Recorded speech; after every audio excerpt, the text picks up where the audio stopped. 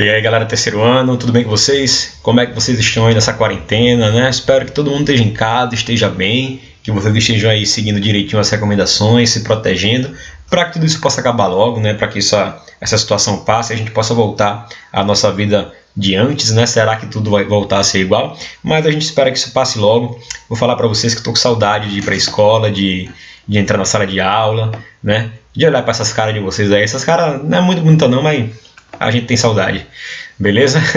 Mas vamos lá então, galera. Eu deixei como dever de casa as questões das páginas 20, 21 e 22, se não me engano, né? Deixa eu ver se foi isso. Foi isso mesmo, 20, 21 e 22. E vamos fazer então, começar pela correção e logo depois a gente vai finalizar aí esse capítulo falando sobre o Oswald de Andrade. Nós já falamos sobre o Manuel Bandeira, sobre o Mário de Andrade e hoje falaremos sobre o Oswald de Andrade. Mas antes, vamos responder essas questões que falam da poesia do Mário de Andrade e aí sim nós começamos a nova parte desse capítulo. Galera, as atividades que eu coloquei na plataforma, eu mandei para vocês a correção via plataforma mesmo. Quem não fez ainda, faça. Eu vi que algumas pessoas ainda não fizeram, certo? E depois eu faço um vídeo curtinho comentando aquelas questões lá, beleza? Eu vou primeiro corrigir as do módulo, que são a maior quantidade de questões. Tem aquelas questões lá, não lembro, acho que foram 5 questões, não lembro agora quantas foram. Mas depois eu faço um comentário bem em breve e disponibilizo para vocês a correção, beleza? Mas vamos então para a leitura desse poema do Mário de Andrade, Quando Eu Morrer Quero Ficar, beleza? E logo depois a resolução dessas questões. Vamos lá. Quando eu morrer quero ficar, não contem aos meus inimigos, sepultado em minha cidade, saudade. Meus pés enterrem na Rua Aurora, no Paissandu deixem meu sexo, na Lopes Chaves a cabeça esqueçam. No pátio do colégio, afundem o meu coração paulistano, um coração vivo e um defunto, bem juntos. Escondam no correio o ouvido, direito, o esquerdo nos telégrafos. Quero saber da vida alheia, sereia. O nariz guardem nos rosais, a língua no alto do Ipiranga, para cantar a liberdade, saudade. Os olhos lá no Jaraguá assistirão ao que há de vir, o joelho na universidade, saudade. As mãos atirem por aí, que desvivam como viveram. As tripas atirem pro diabo, que o espírito será de Deus. Adeus. Então um poema aí, um poema muito clássico aí do modernismo. A gente vê aí que ele tem uma quebra na musicalidade e ao mesmo tempo é uma quebra que dá um ritmo, né? Porque cada quarto verso de cada estrofe é uma palavra só, né? Saudade, esqueçam, aqui bem juntos, né? Sereia, saudade, adeus. Mas, eita, que é isso aqui, meu Deus. Mas isso, de certa forma, também dá um ritmo, né? Porque ele faz isso em todas as estrofes. Então você lê os 3 versos, uma palavra só. 3 versos, uma palavra. Então, apesar de não ter métrica, o poema ele tem um ritmo sim, né? O Mário de Andrade consegue fazer isso. E interessante aqui ver que é uma característica do modernismo, né? Como o Mário de Andrade ele se utiliza do cenário da cidade de São Paulo para inserir o seu poema, né? Como eu já falei para vocês, é uma característica comum do modernismo você utilizar do cenário da cidade, né? Do contexto conhecido das pessoas para que você possa criar os poemas, as histórias, né? É uma coisa que é nova, porque até então a gente não utilizava, né? Pelo menos com exceção do realismo, né? Não se utilizava na literatura esse cenário, né, da realidade, né, da cidade de São Paulo, do lugar em que você vive, como cenário do texto literário, porque isso faz uma ponte entre a literatura e a realidade, né? Então a gente vê aqui, né, ele citando lugares da cidade de São Paulo, né? Essa Rua Aurora, esse Largo do Paissandu, né? Aqui ele fala do Ipiranga, né, que é o Museu do Ipiranga, que é chamado de Museu da Liberdade, que fica lá em São Paulo, né? Enfim, mas vamos lá então. E a gente vê aí que ele fala, né, que quando morrer quer que o seu corpo seja, quando eu morrer eu quero ficar sepultado em minha cidade, né? Não conte aos meus inimigos. Ele fala para deixar cada parte do corpo dele num lugar diferente. E essas partes do corpo, né, elas têm a ver justamente com os vários lugares da cidade, né? Quando ele fala aqui, por exemplo, cadê? do nariz, né? O nariz guarda nos rosais, né, para sentir o olfato, né? O ouvido esquerdo nos telégrafos, né? Quero saber da vida alheia. Os olhos de Araguá para assistir, né? Enfim, ele vai citando aí algumas coisas e a gente percebe que é um poema aí com a carga emocional, né? Uma coisa mais próxima do modernismo, sem a métrica, a formalidade dos poemas clássicos, mas um poema aí que traz um certo ritmo, uma musicalidade sim. Vamos para a questão 11. No poema citado Quando Eu Morrer, publicado em Lira Paulistana, Mário de Andrade estabelece uma série de possibilidades para quando vir a falecer, todas relacionadas à própria cidade de São Paulo e seus mecanismos, organizações e funcionamento. Tendo isso em mente, posso interpretar o seguinte verso: no Paissandu, deixe meu sexo, de que maneira? Para responder essa pergunta, vocês tinham que pesquisar que Paissandu é esse que existe na cidade de São Paulo. E aí, se vocês pesquisarem, vocês vão encontrar o seguinte: esse lugar, o Largo do Paissandu, né, junto com outros lugares também, que, por exemplo, a Rua Augusta é muito famosa. É uma rua que havia lá várias casas de prostituição, vários bordéis. Então, por isso que ele fala, no Paissandu, deixe meu sexo, porque é uma referência ao local que era repleto de bordéis, né? Assim também como o Mário de Andrade, o lírico, né, ele fala de, por exemplo, deixar o coração no pátio do colégio, né, deixar o nariz perto dos rosais, deixar cadê a parte a língua no alto do Ipiranga para cantar a liberdade, né, já que lá no Ipiranga tem o Palácio da Liberdade, né, tem um monumento lá. Então, esses locais em que ele vai distribuindo as partes do corpo dele, todos têm um significado, né? Então, dessa forma que esse verso aí, ele é interpretado, né, no Paissandu deixe meu sexo, porque nesse local, né, o Largo do Paissandu é um local conhecido por ter aí vários bordéis ali, numa rua só, numa região só, beleza? Questão 12. Uma das tensões centrais no modernismo brasileiro era a passagem de um Brasil estritamente rural para as mudanças oriundas da industrialização e da consolidação de um polo urbano ativo, dinâmico e central para a economia nacional. É justamente ali começo do século XX, né, quando São Paulo ali começa a industrializar. Compreendendo o panorama histórico em que se deu o modernismo nacional e a mensagem dos versos 21 a 24, defina a posição desse movimento literário frente a essa problemática, que é justamente esses versos aqui, ó. Os olhos lá no Jaraguá assistirão o que há de vir. O joelho na universidade, saudade. Mas principalmente esses dois primeiros versos. Por quê? Porque esse Jaraguá que está falando aí é o ponto mais alto da cidade de São Paulo. Então, de lá, você consegue assistir a cidade inteira, né? Você consegue ver o que há de vir, que ele já está falando aí justamente da evolução da cidade, né? Do processo de industrialização da cidade, ou seja, é uma referência que é o lugar mais alto, que é de onde você vai poder ver tudo. Então, por isso que ele fala aí essa questão dos olhos de Jaraguá, para poder ver justamente como a cidade vai se transformar. Todo mundo já sabia que São Paulo estava passando por grandes mudanças. É por isso que essa questão 12 traz esse enunciado aí, falando sobre a industrialização e de como esses versos, eles, né, tratam dessa problemática. E o joelho na universidade, justamente porque a universidade é o polo do conhecimento, né? Então, essa referência do joelho é de você dobrar o joelho e de você reverenciar o conhecimento científico. Beleza? Vamos lá para a questão 13. A ruptura com os padrões e as normas burguesas era um dos motes do modernismo brasileiro, bem como a contestação das instituições conservadoras. Atento a esses elementos, bem como o papel de Mário de Andrade no modernismo brasileiro, leia os versos 27 e 28 e disserte sobre a visão de religiosidade apresentada nesses versos. Então vamos voltar para o verso 27 e 28, que é o final. É esse aqui, ó. As tripas atirem para o diabo, que o espírito será de Deus. Adeus. E aí fecha o poema com essa palavra, adeus. Ou seja, qual a visão da religiosidade apresentada nesses versos? Primeiramente, a questão da presença de Deus e do diabo, e ele fala justamente, né, que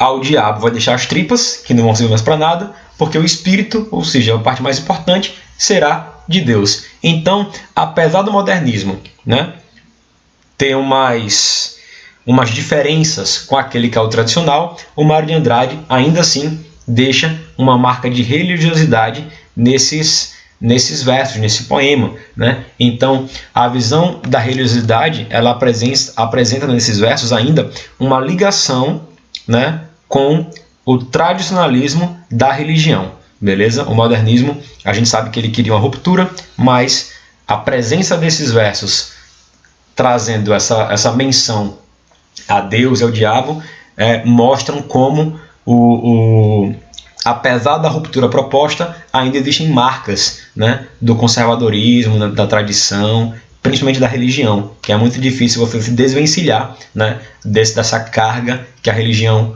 dá a quem é religioso. Beleza? Então, escrevam aí a resposta. Questão 14. Esse poema aqui é bem legalzinho, vamos lá. Leia o poema a seguir. O bonde abre a viagem, no banco ninguém. Estou só, estou sem. Depois sobe um homem, no banco estou, companheiro vou.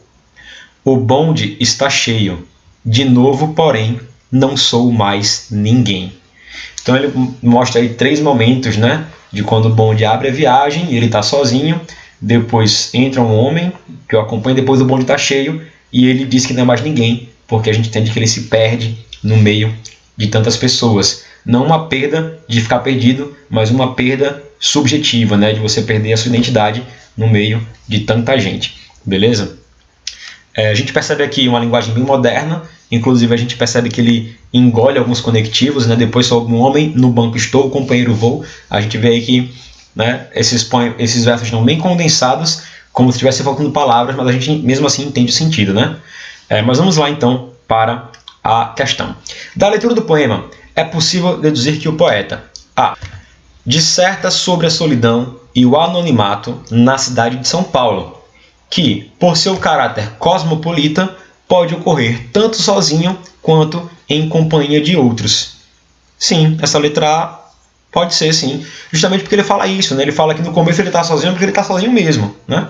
E depois, no meio da multidão, mais uma vez ele não é ninguém, né? Então tem um anonimato aí, né? Que no meio de tanta gente você perde a sua subjetividade. Eu já falei para vocês na sala sobre isso. Principalmente tem aquele quadro Os Operários, da Tarsila do Amaral, que retrata isso, né? No meio da multidão você vira ninguém, né? Você sozinho você é alguém, né? É uma pessoa sozinha, mas no meio da multidão você vira só um número, né? Você perde a sua subjetividade, você vira anônimo. Então essa letra A, creio que a resposta é essa, mas vamos ver as outras. Letra B. Nos mostra uma cidade cheia de gente, onde todo mundo se conhece. Não tem nada a ver com isso aqui não. Letra C. Faz uma crítica às pessoas mal educadas que não conversam entre si. Não, o poema não faz isso. Letra D. Nos mostra 2 lados da mesma cidade. O lado das pessoas tímidas e o lado também não. Essa questão é muito fácil. Letra E. Faz referência à vida sofrida dos imigrantes e da população paulistana, que na época da ditadura, não, nada a ver com isso aí. Letra A, gente. Ele fala sobre a cidade de São Paulo, sobre esse bonde, que ele está sozinho, no começo depois o bonde fica cheio, mas ainda assim ele se sente anônimo, se sente sozinho. Letra A é o gabarito correto, beleza? Vamos lá para a questão 15. O narrador de amar, verbo intransitivo, esses precisariam ter lido lá aquele trechinho que eu pedi para vocês lerem com mais calma, né? Que fala sobre esse livro do Mário de Andrade, que fala da professora, né, que tem um caso com o aluno, né, enfim. Mas como é o narrador desse livro? Vamos lá. Letra A. É o próprio Mário de Andrade, que utiliza exclusivamente o foco de terceira pessoa, não onisciente. Não, gente. O narrador é sempre o narrador. Nunca, você não pode assumir que quem está narrando o livro é o autor só porque ele é o autor do livro. Não, o narrador é um personagem também criado, beleza? É como no poema. O eu lírico não quer dizer que é o autor. O eu lírico é um personagem também que está ali falando no poema, né? Não quer... Nem tudo que o autor escreve é sobre a vida dele, né? Nada a ver. Então essa letra A não é o Mário de Andrade narrador. B. Não se dá a conhecer, dado que seu foco é onisciente. Também não é bem assim, né? O foco não é onisciente, né? Um narrador específico, ele vai narrando lá, inclusive em primeira pessoa, né? Porém com uma outra característica. Quem leu lá vai saber. Letra C. Alterna a narração subjetiva em primeira pessoa, sim, ele começa em primeira pessoa, com a narração em terceira pessoa de caráter onisciente. Letra C é a resposta correta. Pelo que eu estou vendo aqui, letra C. Deixa eu marcar aqui, viu? Ops. Letra C. D. É exclusivamente primeira pessoa. Não. E letra E é o de primeira pessoa, que se limita ao... Não, ele é uma primeira pessoa, mas que às vezes ele extrapola essa limitação da terceira pessoa, né? E tem uma característica onisciente, beleza?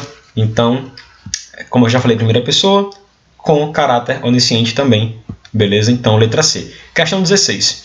Leia a transição e, em seguida, responda aos itens de A até C.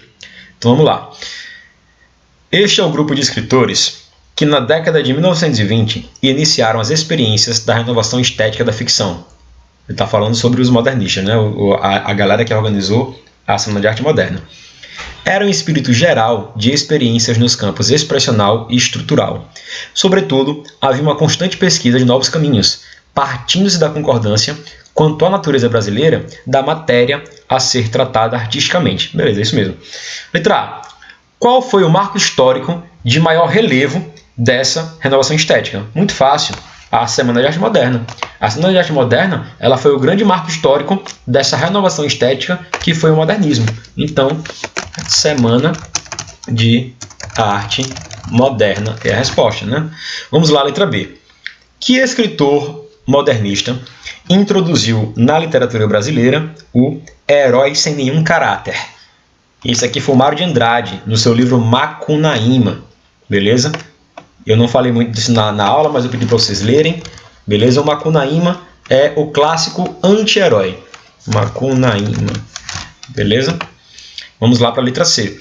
Como se chama este herói que dá nome à obra e é moldado com pedaços da cultura brasileira? O nome do é Macunaíma, né? O nome que dá é o mesmo nome da obra, né? Essa pergunta aqui, letra C, ficou meio estranha, né? Mas enfim, o nome do herói é Macunaíma, né? E como eu já falei para vocês, é o clássico anti-herói, beleza? 17. Macunaíma é uma obra plural, composta na medida em que, letra A, obedece às características circulares e fechadas do romance psicológico. Gente, modernismo não tem obediência a nada, o modernismo é livre. Então não é essa a letra A, beleza? B. Como toda obra tradicional, já está errado daí, porque Macunaíma não é uma obra tradicional, é uma obra experimental, beleza? É algo bem moderno mesmo. Observa a linearidade da narrativa, não. Letra C. Aproxima técnicas românticas das modernas, na estruturação do romance como um todo. Também não, gente. Essa estrutura padrão de fazer uma história, de fazer um romance, no modernismo ela não existiu, porque a primeira fase do modernismo queria romper com todo o tradicional. Então não é essa a letra C também. Letra D. No corpo da narrativa, dá um tratamento único para cada personagem apresentada. Essa questão aqui ficou mais difícil porque vocês teriam que ter lido esse romance, né? E certamente vocês não leram, né? Acho que leram no máximo lá o módulo. Mas também não é essa a letra D, beleza? Não é dado esse tratamento único para cada personagem, até porque o romance ele é bem assim bagunçado, como é que eu posso dizer, né? Ele fala de várias coisas ao mesmo tempo. É a letra E. Tal como numa rapsódia, trata de vários temas ao mesmo tempo, entrelaçando-os numa rede múltipla de cores e sons, os mais diversos. Então, faz uma abordagem aí bem panorâmica de várias coisas ao mesmo tempo, fala de várias coisas, né? Vamos lá para a questão 18. A respeito do livro Macunaíma, é correto afirmar que a história se passa predominantemente na capital paulista. Daí porque o livro pode ser considerado uma crônica do cotidiano paulistano. A história até se passa em São Paulo, mas você dizer que é uma crônica do cotidiano paulistano, não, porque acontecem umas coisas lá que não tem nada a ver com o cotidiano das pessoas em geral. Então, não é a letra A, beleza? Letra B. O episódio de base da narrativa consiste na perda e reconquista de Muiraquitã. Beleza, verdade, né? Por que é verdade? Eu vou falar para vocês como é que é esse livro Macunaíma. O Macunaíma ele é tipo um índio, que ele nasce na floresta, né? E desde o começo ele é muito preguiçoso, né? Ou seja, ele vê que é o clássico anti-herói, ele tá nem aí pra nada, né? Ele pega a mulher do irmão dele, né? Trai ele várias vezes, enfim. Ele era tão sacana, como é que eu posso dizer? Ele era tão safado, acaba tão nem aí, que a própria mãe dele abandonou ele. E aí ele, perdido na floresta, acaba encontrando com o Curupira, né? Sim, o Curupira que vocês conhecem, né? Uma das características do modernismo é justamente valorizar a cultura brasileira. Então, nesse período, né, muitos elementos da cultura brasileira, como o folclore, é valorizado. E aí o Curupira amaldiçoa o Macunaíma e joga tipo uma porção nele, e aí faz o corpo dele todo crescer, menos a cabeça, porque ele desvia assim, e aí ele fica todo deformado, né, grandão, enfim. E aí ele passa por vários lugares, né, até que eles encontram uma mulher e ele se relaciona com ela. Eu não lembro agora direito, mas enfim, ele, mesmo deformado, encontra uma mulher, se relaciona com ela. Eles têm um filho, só que ela perde o bebê na barriga e morre. Ela, quando morre, vira uma estrela. Só que antes de ela morrer, ela dá para o Macunaíma um amuleto, né? Esse Muiraquitã, que é um amuleto. Beleza? Só que o Macunaíma, ele acaba perdendo o amuleto. E ele começa a tentar encontrar esse amuleto, começa a buscar esse amuleto. Ele passa por vários lugares, né? Passa por uma Índia, passa por uma tribo que é uma tribo só de Índia, só tem mulheres, né? Enfim, eu sei que nessa procura pelo amuleto, ele chega em São Paulo, né? Atrás desse amuleto. E aí continua a história. Eu não vou falar tudo, caso vocês queiram ler, leiam. É um livro pequeno, é bem engraçado assim, dá para ler bem rápido. Mas enfim, é uma coisa bem louca, né? Vocês perceberam já. Mas é saber, o episódio base para a narrativa é justamente ele indo atrás desse amuleto, né? É a história que move o romance, né? Que move o livro, beleza? Letra C. O livro é uma sátira ao Brasil através da reconstituição fiel de fatos históricos. Não, esse aqui não. Letra D. A obra faz uma leitura do Brasil sob a ótica do colonizador. Também não. E letra E. O processo de criação do livro não mantém nenhum vínculo com a obra anteriormente escrita. Essa também não. A gente teria que estudar a obra do Mário de Andrade para responder essa questão aí, mas a questão do vínculo com a obra anterior é justamente a de valorização da cultura brasileira, né, da figura do anti-herói, da pessoa que é irreverente, né, que não tem qualidades, né, tem essas semelhanças aí, beleza? Questão 19. A afirmação dos elementos locais do Brasil estão presentes em Macunaíma, de Mário de Andrade. Sobre o livro, é incorreto afirmar que Macunaíma é um anti-herói, certo? Com características como o individualismo e a malandragem. Isso aqui está certo, beleza? Então, como eu quero é incorreta, não é a letra A. B. O livro aproveita as tradições míticas dos índios. Seus irmãos são Manape e Jigué. Também correto, né? O livro começa ali com a temática indígena, beleza? Letra C. Aproveita também ditados populares, obscenidades, frases feitas com fatores traços de oralidades. Também correto, né? Como eu falei, a valorização da cultura brasileira é bastante presente, né? Então, os ditados populares, o folclore e por aí vai. Então, a letra C está certa e nessa questão eu quero a errada. O livro foi chamado de Rapsódia e é uma obra central do movimento modernista. Sim, correto. A gente já viu que é considerado uma rapsódia, né? O que é uma rapsódia? É justamente uma parte, um trecho de um poema épico, né? Que narra o grande feito de um herói. A palavra rapsódia, ela tem a ver muito com a literatura grega, clássica, antiga lá, né? Em que tinha os grandes feitos dos heróis, como Ulisses, né? Na Odisseia. Então, a rapsódia é justamente um trecho de um poema que narra os feitos de um herói, né? Então, o Macunaíma, por que é uma rapsódia esse livro? Porque narra as aventuras de Macunaíma. Ele é o personagem central do livro, e apesar dele ser assim, tipo um anti-herói, mas narra as aventuras dele, por isso que é considerado de rapsódia, beleza? E é uma obra central do modernismo, sim. E letra E. O livro não satiriza certos padrões de escrita acadêmica e não trabalha elementos de um caráter brasileiro. Completamente errada. Primeiro porque o livro, sim, ele satiriza a escrita acadêmica. Você sabe que no modernismo a escrita formal deixa de lado, é uma escrita mais coloquial, e o livro trabalha, sim, elementos característicos brasileiros, tanto do folclore, ditados populares, a própria cidade de São Paulo no Brasil. Então, letra E é a correta. Questão 20. Leia o trecho da Carta para Icaramiabas. Essa Icaramiabas é justamente aquela tribo que eu falei das Índias que não tem marido. Se eu não me engano, é isso aí. De Macunaíma, de Mário de Andrade, para responder o teste. As donas de São Paulo, sobre serem muito formosas e sábias, não se contentam com os dons e excelência que a natura lhes concedeu. Assaz se preocupam elas de si mesmas. Assim é que chamaram mestras da velha Europa, e sobretudo de França, e com elas aprenderam a passarem o tempo de maneira bem diversa da vossa. Ora se alimpam e gastam horas nesse delicado mestre, ora encantam os convívios tetras de sociedade, ora não fazem coisa alguma. E nesses trabalhos passam elas o dia tão entretecidas e afanosas que, em chegando a noite, mal lhes sobra vagar para brincarem, a presto se entregarem nos braços de Orfeu, Orfeu Deus do sono, como se diz. Então ele está falando para essas índias como são as mulheres de São Paulo, né? Ele mandou uma carta para elas contando como são as mulheres de São Paulo, e ele fala que elas se preocupam com um monte de coisa, que quase não sobra tempo até para dormir, né? Para se entregar nos braços de Orfeu, beleza? No trecho transcrito, Macunaíma revela a sua percepção dos comportamentos fúteis e artificiais das mulheres paulistanas, correto? Beleza?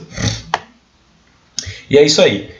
Gente, já quase... Meu Deus, vamos apressar. Oswald de Andrade, né? Quem foi esse cara? Então, só relembrando, tá, gente? Eu devo ter comentado em alguma videoaula que o Mário de Andrade e o Oswald de Andrade eles eram irmãos, mas na verdade não eram. Muita gente pensa isso, eu inclusive pensava isso, e eu até esqueço às vezes que eles não são irmãos, porque eles, no começo, né, do modernismo, eles eram tão juntos, né, organizaram a Assembleia Moderna, que a gente fica vendo Mário de Andrade e Oswald de Andrade, o mesmo sobrenome, mas não, foi só uma coincidência, né? Eles só organizaram a Assembleia Moderna juntos, inclusive depois dizem até que eles brigaram, né, que eles não se deram muito bem, mas não tem muita coisa a ver, tá? Vamos lá. Completando a tríade do modernismo brasileiro, temos o escritor, ensaísta e pesquisador Oswald de Andrade, nascido em 11 de junho de 1890 e falecido em 22 de outubro de 1954.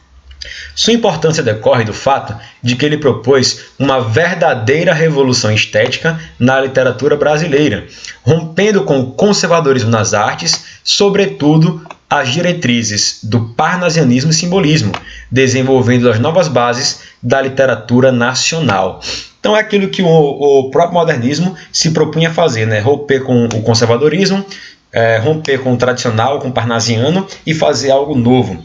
O Oswald de Andrade ele foi muito importante, porque ele que escreveu a maioria dos movimentos dos manifestos. O manifesto antropofágico foi ele que escreveu. Também o manifesto Pau-Brasil, né, que queria valorizar justamente a arte brasileira. Então, ele foi bem importante, assim, ele encabeçou muita coisa do modernismo depois da Semana de Arte Moderna, beleza? Nas primeiras obras de Oswald de Andrade, ainda é possível perceber traços das estéticas anteriores, mas, ao retornar de uma viagem à Europa, ele trouxe consigo as inovações artísticas das vanguardas europeias, o cubismo, o futurismo, enfim, beleza? Então, se a gente for olhar os primeiros poemas dele, é claro que vai ter presença de características do parnasianismo, do simbolismo, né? Até um pouco mesmo do próprio realismo, mas aí depois que ele conhece as vanguardas, ele adere totalmente a esse estilo moderno, beleza? Além disso, sua produção literária é bastante relevante nessa primeira fase modernista e evidencia algumas tensões sócio-históricas da época. Vale também ressaltar que o autor tinha uma visão bastante crítica da burguesia brasileira, além de ter fama de piadista pelo seu humor aguçado, o que gerou uma sequência de obras satirizando o modo de vida e os valores das altas classes sociais brasileiras. Então, justamente, o Oswald de Andrade ele fazia muitas críticas sociais e, como eu falei, né, ele levou basicamente aí boa parte, encabeçou aí boa parte dos novos modernos, beleza? Vem aqui, ó, revistas e manifestos. Como eu disse para vocês, de um modo geral, foi ele que encabeçou aí essa primeira fase. Então, o que é que ele fez? Lançou a primeira revista modernista no Brasil, que é a revista Claxon, beleza? Além de articular a publicação, ele participou escrevendo artigos para seus volumes e ajudando em sua circulação em até 1923. Depois ele fez o quê? Se dedicou à revista de antropofagia, derivada do seu manifesto antropofágico, beleza? Então ele também lançou uma outra revista. Os manifestos que ele escreveu também foram muito importantes para justamente guiar os rumos do movimento. Os dois manifestos que ele escreveu foram aqueles que eu falei: o Manifesto da Poesia Pau-Brasil, lançado no jornal Correio da Manhã, em 1924, que retomava fatos históricos do período do descobrimento e da colonização, estabelecendo relações com a produção literária de 1920 e as demandas colocadas para os intelectuais brasileiros. Então ele quis justamente reabordar as origens do Brasil, beleza? Tratar muito bem dessa questão de como o Brasil começou, a temática indígena, enfim, tá?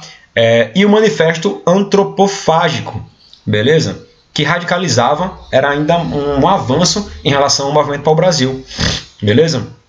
Lançado em 1928, esse manifesto retomou as raízes da cultura brasileira, imortalizando a frase "To be or not to be, that's the question", que é uma referência justamente à obra do Shakespeare, né? Que ele fala aquela frase bem famosa "To be or not to be". Então adapta para "To be or not to be", fazendo referência justamente para a tribo Tupi, né?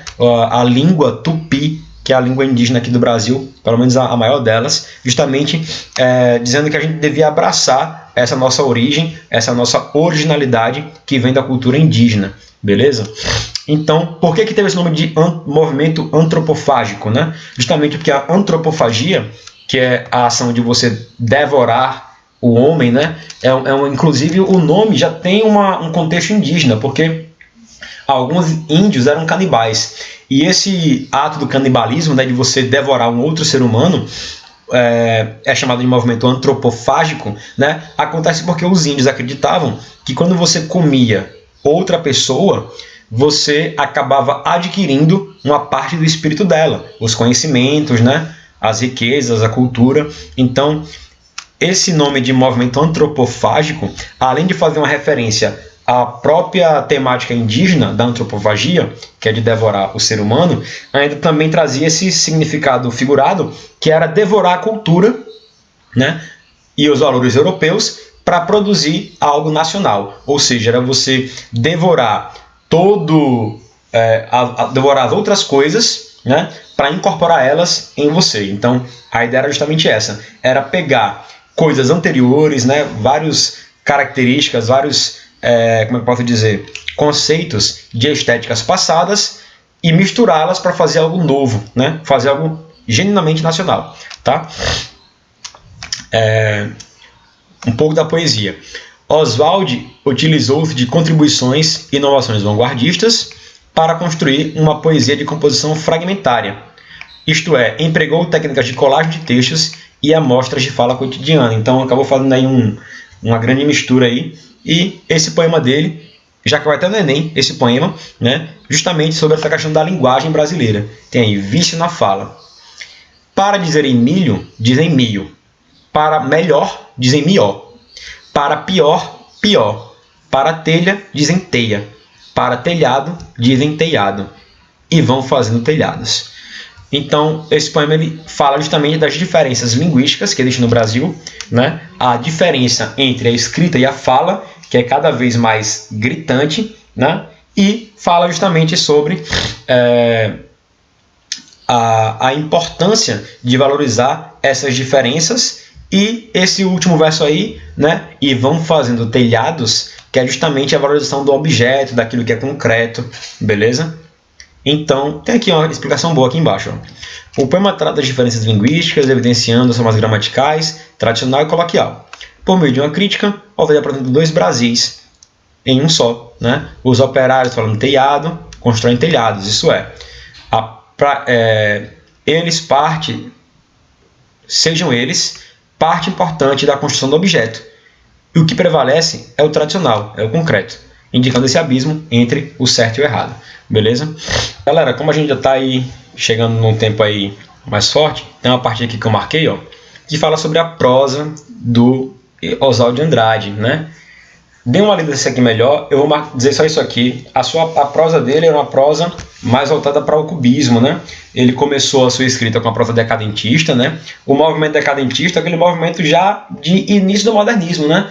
A decadência em relação ao tradicional. Então, enquanto o tradicional valorizava a forma, a linguagem culta, a decadência era aquela linguagem mais pobre, mais coloquial. Então ele já começa nessa corrente, mas depois ele acaba pendendo para o lado da prosa cubista, né? O cubismo na literatura é aquela literatura com frases mais soltas, né? Aquelas frases que não fazem muito sentido, né? Aquela coisa assim mais, como é que posso dizer, de devaneio mesmo, né? Então, ó, no entanto, é possível perceber em sua produção a experiência estética do surrealismo, marcada pela linguagem da mente, delírio, imaginação, quebra das ordens do subconsciente, e do cubismo e do futurismo, com a descontinuidade cênica, forte apelo visual, rupturas sintáticas, que é a questão do cubismo, colagem de signos, de palavras, e ausência de pontuação. Ou seja, aquela prosa mais confusa, né? Aquela prosa que é uma prosa que chega perto do que seria a prosa poética, né? Que não é uma narração contínua, mas são frases, né? Que aparentemente são meio soltas e que vão fazendo sentido quando você olha para o contexto em geral, né? Mas é isso aí, galera. Eu vou parar por aqui, para a gente não ficar muito extenso. Mas dá uma lida aqui, ó, nessa página 25, beleza? E dever de casa, vocês podem fazer aí. Isso aqui eu vou tratar na próxima videoaula, né? Outros modernistas, o Guilherme de Almeida, o Del Picchia, o Raul Bopp, o Plínio Salgado, beleza? Mas atividade de casa, página 29, da questão 21, beleza? Até a questão 30. Então, página 29, 30 e 31 fica aí como dever de casa, beleza? E aí, na nossa próxima aula, a gente faz o fechamento desse capítulo e encerra ele de vez, ok? Nós passamos muito tempo hoje com a atividade, não foi? Mas, ó, dá uma lida aqui.